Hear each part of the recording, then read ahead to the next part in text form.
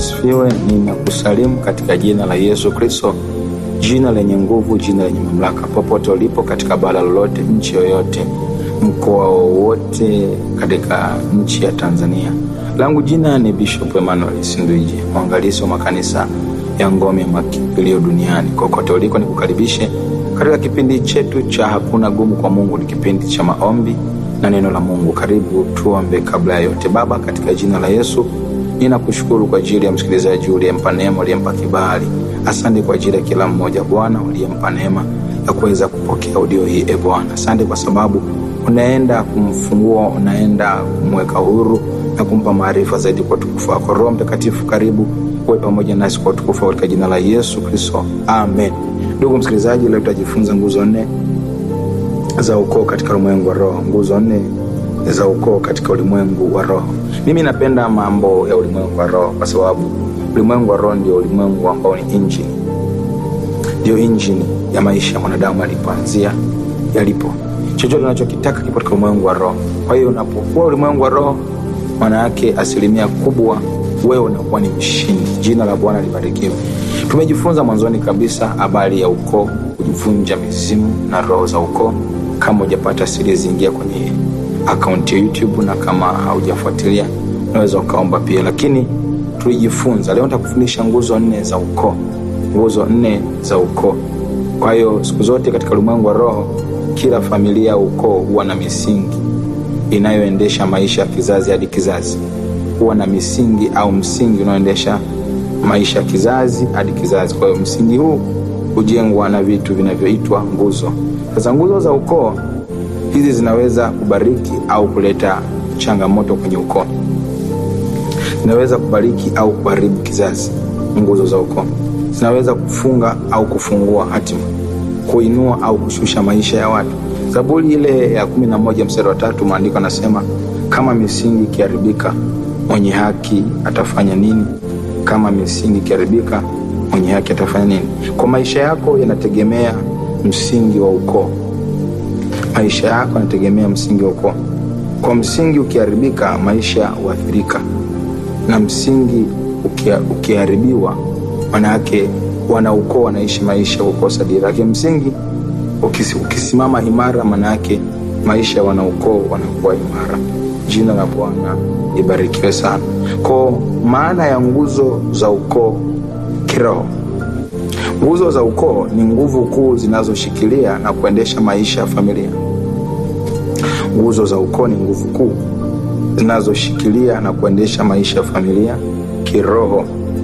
Zinaweza kuwa nguzo njema ambazo huleta baraka, au mbaya zinazoweza kuleta laana katika familia au ukoo. Kwa tutaziangalia hizi nguzo. Kwa kuna nguzo ambazo kama zilijengwa katika msingi wa Kristo, msingi wa Mungu, kuleta baraka katika familia, kuleta baraka katika ukoo. Kama hazikujengwa kwenye misingi ya Mungu, maana yake huleta laana. Jina la Bwana libarikiwe. Nguzo ya kwanza ni nguzo ya madhabahu, altar. Kitabu cha Mwanzo 12 mstari wa 7, Abrahamu akamjengea Bwana madhabahu. Madhabahu ni mahali pa kiroho pa mawasiliano ambapo ndipo chanzo cha nguvu ya ukoo. Kuna aina 2 za madhabahu. Nimesema madhabahu ni mahali pa kiroho pa mawasiliano. Madhabahu ndio inayomuunganisha mtu katika ulimwengu wa roho, inayomconnect mtu. Jina la Bwana libarikiwe. Kuna aina 2 za madhabahu, madhabahu ya Mungu na madhabahu ya giza. Madhabahu ya Mungu huleta baraka, madhabahu ya giza huleta laana. Hiyo ndio nguzo kuu katika ukoo au familia. Kwa katika ukoo au familia, nguzo kuu ni madhabahu. Sasa nisikilize kwa makini katika hii nguzo ya kwanza. Madhabahu inaundwa na mambo 6. Iwe madhabahu ya giza, iwe madhabahu ya nuru. Moja ni jina la madhabahu. 2 ni Mungu wa madhabahu. 3 ni kuhani wa madhabahu. 4 ni washirika wa madhabahu. 5 ni nguvu ya madhabahu. Na 6 ni sadaka au kafara ya madhabahu. Tunaposema nguvu ya madhabahu, inategemea kiwango cha sadaka zinazoinuliwa kwenye hiyo madhabahu.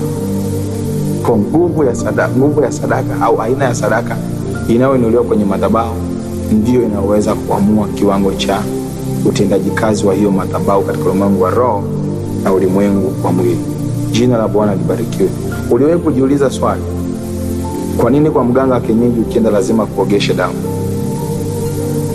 Kile chungu ni madhabahu. Na kwa nini akuvue nguo asikuague na nguo zako? Maana yake anakuconnect kwenye mfumo wake wa ulimwengu wa roho. Jina la Bwana libarikiwe. Bwana Yesu asifiwe. Nguzo ya pili ni agano. Nimewahi kueleza aina za maagano. Nikataja agano linahusisha damu, nikaelezea mambo mengi. Kwa hiyo nguzo ya pili ya ukoo ni covenant, agano. Kumbukumbu la Torati sura ya 7 mstari wa 9, yeye ndiye Mungu mwaminifu ashikae agano. Agano ni makubaliano ya kiroho, yanaweza kuwa ya Mungu au ya giza. Kwa agano ni makubaliano ya kiroho, ni mkataba unaofungwa kwa makubaliano baina ya pande mbili, yanaweza kupitishwa kizazi hadi kizazi. Kwa maana yake agano huwa linasimamia fidia. Agano husimamia fidia. Kwa lazima zile pande mbili zinapokuwa zimekubaliana, lazima upande mmoja wapo upate manufaa, na ukikiuka maana yake utapata hatari na hitilafu itatokea kwenye familia au kwenye ukoo. Bwana Yesu atusaidie sana. Kwa hiyo agano la Mungu linasimamia ulinzi na baraka, lakini kama agano ni la shetani linasimamia mateso ya kurithi, magonjwa yanahama kizazi kwa kizazi, kwa sababu kuna kuwepo wa agano. Na hii ni moja dalili ambayo ili kutaka kujua kwamba katika ukoo ulikotokea kuna changamoto. Angalia mambo yanayojirudia, yanayohama kizazi kwa kizazi: magonjwa, kutokuolewa, kutokooa, kuteseka kwenye eneo la uchumi, ndoa kuvunjika, kukosa kibali, kukosa neema katika maisha yako. Jina la Bwana libarikiwe sana. Jambo la tatu ni nguzo ya jina na utambulisho. Mithali 22 mstari wa 1, heri kuchagua jina jema kuliko mali nyingi. Jina lina maana ya kiroho na utambulisho wa kiroho. Majina mengi hubeba historia, mateso na roho za ukoo. Kwa jina jema hufungua milango, lakini jina baya linaweza kufunga milango.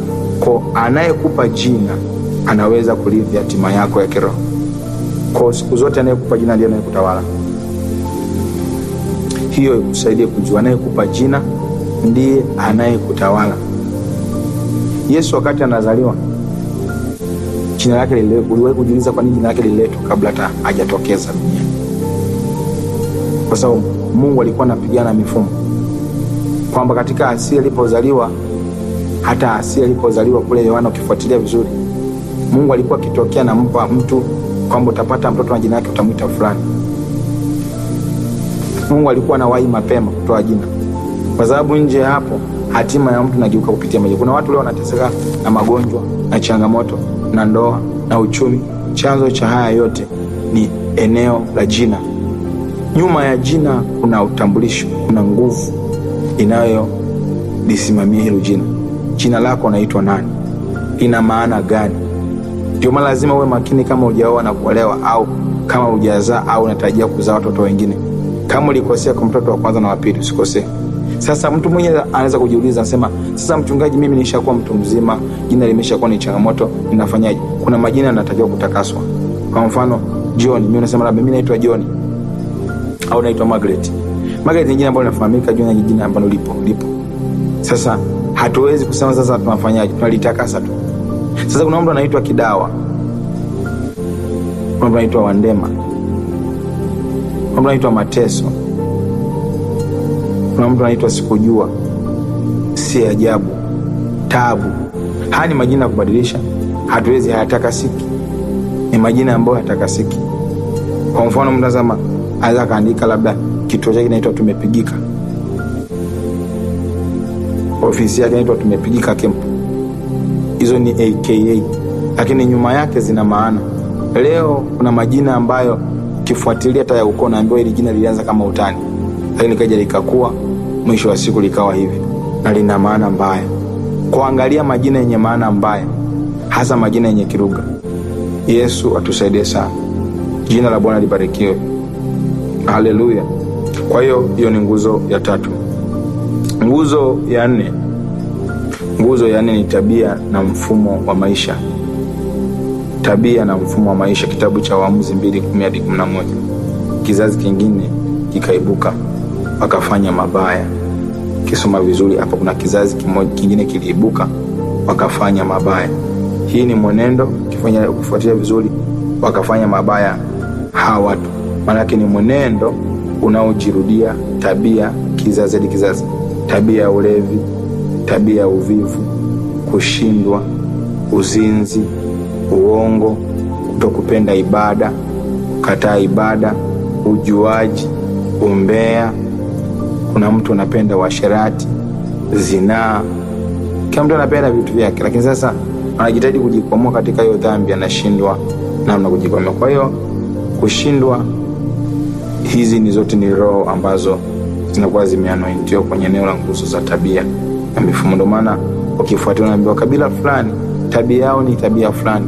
Kwa hiyo ni nguzo iliyosimama kwenye hiyo kabila, na nguzo za kabila pia. Yesu atusaidie sana. Jina la Bwana libarikiwe. Kwa hiyo hizi ni nguzo ambazo zinasimamia tabia pia katika ukoo au familia. Tabia mbaya huendelea kama mzunguko, tabia njema huleta baraka. Kwa hizi ndizo nguzo. Hii ndio nguzo mojawapo inayoonekana wazi katika maisha ya watu wengi ambao hawajajua siri. Kwa maisha yako hayaanzi na wewe. Kuna vitu vinatoka kwa wazazi, mababu na historia yako. Ndio maana wengi leo hawapigani na vitu walivyofanya dhambi, wanapigana na vitu ambavyo babu alikosea, bibi alikosea, mjomba alikosea, nani alikosea. Kwa ukajikuta uko kwenye maisha hayo na unateseka katika mazingira hayo. Yesu atusaidie sana. Bwana Yesu asifiwe. Kwa hiyo jinsi ya kushughulika na nguzo hizi. Moja, vunja madhabahu mbaya. Hakikisha unaijua madhabahu ya nyumbani kwenu, ibomoe. Kitabu kile cha Waamuzi sura ya 6, Waamuzi 6:25. Bomoeni madhabahu ya Baali. Kata maagano. Namba 2, kata maagano mabaya. Fuatilia maagano. Tumia jina la Yesu kata maagano hayo. Namba 3, tangaza utambulisho mpya. Korintho wa 2:5-17. Kale yamepita. Mtu akiwa ndani ya Kristo, tazama amekuwa kiumbe kipya, kale yamepita, yamekuwa mapya. Mtu akiwa ndani ya Kristo. Kwa hiyo namba 4, badilisha mwenendo wako. Ishi maisha mapya ya kumpendeza Mungu siku zote. Jina la Bwana libarikiwe sana. Bwana Yesu asifiwe sana. Kwa hizi ni moja ya nguzo 4 za msingi sana kwenye maisha yako. Popote ulipo, umenifuatilia, kama mkono wako kifuani, tuombe pamoja. Sema: Bwana Yesu, ninakuja mbele zako, ninaomba unisamehe dhambi zangu zote hizo, kukosea kwa kujua na kutokujua. Futa majina yangu kwenye kitabu cha hukumu, andika upya kwenye kitabu cha uzima milele. Nimepata maarifa haya, nimekujua, nimeokoka. Bwana Yesu, ninakataa kila agano baya, ninaingia katika agano la Mungu. Na jina langu ninalibariki. Ninajitenga, tamka, na kila historia mbaya. Ninaanza maisha mapya. Kila mzunguko mbaya na usimamisha leo. Damu ya Yesu ifute kila kifungo. Ninatangaza uhuru. Nimekombolewa kwa jina la Yesu. Nimekombolewa kwa damu ya Yesu. Kuanzia sasa mimi ni mtoto wa Kristo. Kila roho na kila mifumo ya ukoo iliyokuwa inanifuatilia na kunishikilia, ninakataa. Roho za mapepo nazikataa. Roho za majini nazikataa.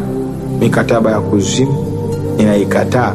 Kuanzia sasa kila nguzo katika familia, nguzo ya majina, nguzo ya tabia, nguzo ya agano, nguzo ya madhabahu, ninabomoa kwa jina la Yesu. Sema: ninabomoa kwa jina la Yesu. Hayaanza kubomoa. Baba, katika jina la Yesu, ninabomoa kila roho za giza na mikataba ya kuzimu katika jina la Yesu Kristo Mungu aliye hai. Ninavunja kila aina ya mikataba na roho zote za kuzimu, kila aina ya mifumo ya nguzo za ukoo, mifumo ya kizuizi, mifumo ya kipepo, mifumo ya majini, kila ukinzani wa kipepo ninauangusha huo ukinzani. ninapiga huo ukinzani, ninalipua huo ukinzani katika jina la Yesu. Ninalipua kwa damu ya Yesu, ninabomoa kwa damu ya Yesu, ninaangusha kwa damu ya Yesu, ninabomoa kwa damu ya Yesu. Kila tamko lolote la utawala wa giza wa mikataba ya kuzimu ninakataa. Bwana, roho za kipepo, hiyo madhabahu ya ukoo, hiyo kama nguzo iliyosimama kuleta uharibifu, ninatuma moto, ninapambanisha hiyo madhabahu na madhabahu ya Golgotha. Ribo shanda barabakolia katika jina la Yesu. Huyu msikilizaji, kuna mahali, kuna roho inamsumbua, kuna mifumo ya ukoo inamsumbua. Iko madhabahu haikuwahi kusemeshwa, imekuwa ikimtesa, ndoto za kijijini. Oriba shanda bakoria katika jina la Yesu. Ninapiga moto, ninateketeza hiyo roho iliyoko ndani yake na ichomoa. Hiyo roho iliyoko ndani yake na ichomoa. Hiyo roho iliyoko ndani yake na ichomoa. Ninaharibu kwa moto, ninateketeza kwa moto, ninaangamiza kwa moto katika jina la Yesu Kristo Mungu aliye hai. Kila mikataba yote na nguvu za kuzimu, hiyo nguzo ya madhabahu inaoleta mabaya, iliyosimama mabaya, iliyosimamia mabaya, iliyoshikilia mabaya, katika jina la Yesu ninavunja kwa moto na kuharibu kwa jina Yesu. Kila aina ya makutaniko yote ya ukinzani wote katika ulimwengu wa roho, ninakamata huo mfumo hapo ulipo. Kila roho zilizokunyemelea, roho zilizokushikilia, katika jina la Yesu Kristo ninavunja kwa moto lao, ninaharibu kwa moto lao, ninateketeza kwa moto lao. Iko roho na ichomoa ndani yako, ninaiona hiyo roho ikichomoka, ikiondoka, ikisalimu amri. Hiyo roho kori bashanda barabako. Kila agano katika ukoo likotokea lilofanyika kwa kutumia damu za watu au damu za wanyama, na kila ibada iliyofanyika ili kuleta uharibifu, katika jina la Yesu, katika jina la Yesu ninaponda kwa moto, ninaharibu kwa moto, ninavunja kwa moto, ninaangamiza kwa moto katika jina la Yesu. Hiyo nguzo ya moto, hiyo nguzo ya moto, hiyo nguzo ya moto, ninapiga huo moto wa kigeni, ninapasua kila agano la damu, agano lilohusisha mwili wako, lilohusisha sadaka, lilohusisha ibada bandia. Rikaraba shanda rabakoria rabasika yanda bakori ya Masaya. Ninapiga kwa moto, ninaharibu kwa moto, ninavunja kwa moto, ninaangamiza kwa moto kila milango ambayo imeshikiliwa, milango ya uharibifu imeshikiliwa, iliyoshikiliwa, ninabomoa kwa moto, ninabomoa kwa moto. Rikamandaba rabakori masika rekereba shanda yana makaraba kolia hedede bushanda katika jina la Yesu. Hiyo roho napiga, hiyo roho napiga, hiyo roho napiga. Ninapasua kila agano la siri kwenye ukoo likotoka, ilofanyika ambalo alivunjiki kwa miaka mingi. Umekuwa ukiteseka na hilo agano, ninavunja kwa moto. Orabashika utambulisho wako wa jina rikarabashaka yanda barabako, ninapiga kwa moto. Hiyo roho ichomoke, hiyo roho ichomoke, hiyo roho ichomoke kwa jina la Yesu. Achia maisha yake, achia maisha ya msikilizaji huyo, achia kwa jina la Yesu. Ninainua jina lako wewe ambaye una jina zuri lakini la kurithi, ninalitakasa hilo jina lako. Litaji hilo jina, nalitakasa. Litaji unaitwa John, unaitwa Margaret, unaitwa nani, taji jina lako, ninalitakasa. Lina maana nzuri lakini la kurithi, ninalitakasa. Kila nguvu iliyo nyuma hilo jina, kila nguvu iliyo nyuma hilo jina, kila nguvu iliyo nyuma hilo jina, rababababababababa rabababababababa rekeshakatakaраbakoria. Kila nguvu iliyo nyuma hilo jina, ninapiga hiyo nguvu, ninachomoa hiyo nguvu, ninapiga hiyo nguvu. Kila ibada iliyofanyika wakati unapewa jina, sherehe iliyofanyika wakati unapewa jina, aliyeshikilia hatima yako, rekeshaka rakadabayante rekesakatakadia remashanda baraba yekere bashaka horabako rika bashaka yanamaka arabakori mashadaba. Ninapiga hiyo roho, ninapiga hiyo roho, ninapiga hiyo roho, ninapiga hiyo roho, ninapiga hiyo roho, ninapiga hiyo roho iliyo nyuma hilo jina, inayozuia utambulisho, inayozuia nguvu ya jina lako. Oribashaka na maka hana mama shada baba rababa shaka kwa moto lao. Ninachia moto, ninachia moto, ninachia moto kwa jina la Yesu. Hiyo tabia, nguzo ya tabia iliyosimama kwenye ukoo. Kuna tabia ambayo imekaa kwenye ukoo, ukoo likotokea, kabila likotokea. Hiyo roho, hiyo roho, hiyo roho, hiyo tabia ya zina, hiyo tabia ya uongo, hiyo tabia ya kiburi, hiyo tabia ya dharau, hiyo tabia ya uvivu, hiyo tabia kwa jina la Yesu. Hiyo tabia isiyotaka nuru ingie ndani yako, ninaamuru sasa moto na waka hapo lipo, moto na waka hapo lipo. Pepo zinachomoka, chomoka we pepo, chomoka we pepo, chomoka we pepo, chomoka kwa jina jina Yesu Kristo. Chomoka kwa jina Yesu. Chomoka kwa jina Yesu. Katika jina Yesu. Kila roho iliyokaa nyuma hilo jina na kila tabia ya kabila lako, katika jina la Yesu, hiyo kabila na hiyo tabia na kuachanisha nayo. Baba, ninakutukuza kwa ajili ya msikilizaji huyu. Asante kwa sababu umefanya njia. Asante kwa sababu umesimama pamoja naye. Haujamwacha, umesimama pamoja naye kwa utukufu, katika jina la Yesu Kristo. Amen. Ndugu msikilizaji, kwa maombi haya, amini ya kwamba kuna vitu ambavyo vimefanyika kwenye maisha yako. Usiache kutupa ushuhuda juu ya kile Mungu ambacho anaendelea kufanya kupitia mafundisho haya ya audio na masomo mbalimbali katika YouTube na akaunti mbalimbali za WhatsApp na mitandao mbalimbali kama TikTok na Facebook. Ndugu msikilizaji, ikiwa ungependa kunipigia simu kwa ajili ya kunipa ushuhuda au kwa ajili ya maombi zaidi, unaweza kunipigia kwa 0789 0789 95 05 80 0789 95 05 80. Nipo Tanzania, Dar es Salaam. Mungu akubariki. Wewe mkazi wa Dar es Salaam, karibu ngome ya makimbilio, tujumuike pamoja kwa utukufu wa Yesu Kristo. Barikiwa na Mungu akutunze. Amani ya Kristo iendelee kukufunika siku zote. Amen. Mafungo yamekatika, dhambi haina nguvu tena. Mafungo yamekatika, dhambi haina nguvu tena. Maisha yangu sasa yamefunikwa neema. Sina tena hatia, nimeoshwa kabisa. Jina la